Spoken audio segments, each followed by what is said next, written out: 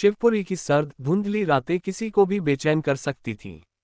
अर्जुन ने अपनी जीप की खिड़की से बाहर झांका, जहां सड़क के किनारे घने जंगल की छाया फैली हुई थी। हेडलाइट्स की रोशनी में पेड़ों की टहनियां नाचती सी प्रतीत होती थीं, मानो कोई अनदेखी ताकत उन्हें हिला रही हो। उसने रेडियो बंद कर दिया। सन्नाटा इतना गहरा था कि उसकी सांसों की आवाज भी उसे परेशान करने लगी। ये जगह कितनी अजीब है, उसने खुद से कहा, अपनी आवाज को सुनकर थोड़ा सुकून महसूस करते हुए। दिल्ली की चकाचौंध और शोर शराबे के बाद शिवपुरी का यह एकांत उसे किसी दूसरी दुनिया की तरह लग रहा था। वह यहाँ एक नई शुरुआत के लिए आया था, अपने लेखन को फिर से शुरू करने के लिए और शायद अपने अतीत को भूलने के लिए। लेकिन अब इस सुनसान सड़क पर उसे लग रहा था कि उसने कोई गलती कर दी है। उसका नया घर, एक पुरानी हवेली, शिवपुरी के बाहरी इलाके में थी।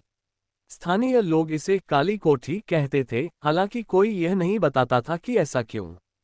हवेली की दीवारें काई से ढकी थीं और लकड़ी के दरवाजे इतने पुराने थे कि उनमें से हर बार खुलने बंद होने पर एक कराहने सी आवाज आती थी।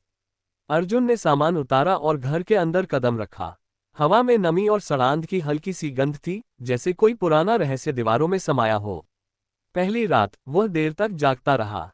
उसने अपनी डायरी में लिखना शुरू किया, लेकिन शब्द नहीं आ रहे थे। उसका दिमाग खाली था, या शायद बहुत भरा हुआ था उन यादों से जिन्हें वह भूलना चाहता था। आखिरकार थकान ने उसे नींद की आगोश में खींच लिया। सपने में वह एक जंगल में था। पेड़ इतने घने थे कि चांद की रोशनी जमीन तक नहीं पहुंच पा रही थी। हवा में एक ठंडी, नम गंध थी और उसके पैरों के नीचे की मिट्टी गीली थी, जैसे हाल ही में बारिश हुई हो। उसके हाथ में एक फावड़ा था और उसके सामने एक गड्ढा था, गहरा, काला और डरावना। उसने गड्ढे में देखा, लेकिन वह इतना गहरा था कि उसका अंत नहीं दिख रहा था। फिर उसे लगा कि कोई उसे देख रहा है। वह मुड़ा और वहां था एक साया, इंसान जैसा, लेकिन इंसान नहीं।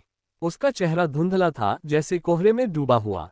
उसकी आंखें, अगर वे आंखें थीं, तो काली और खाली थीं। अर्जुन का दिल जोर जोर से धड़कने लगा। उसने फावड़ा उठाया और बिना सोचे समझे गड्ढे में मिट्टी डालना शुरू कर दिया।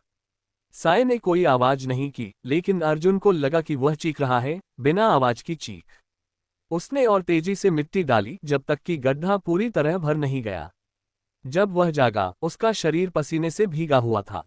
उसने अपने हाथ देखे, जैसे ये जांचने के लिए कि उनमें फावड़ा तो नहीं है। कमरे में अंधेरा था, लेकिन उसे लगा कि कोई कोने में खड़ा है।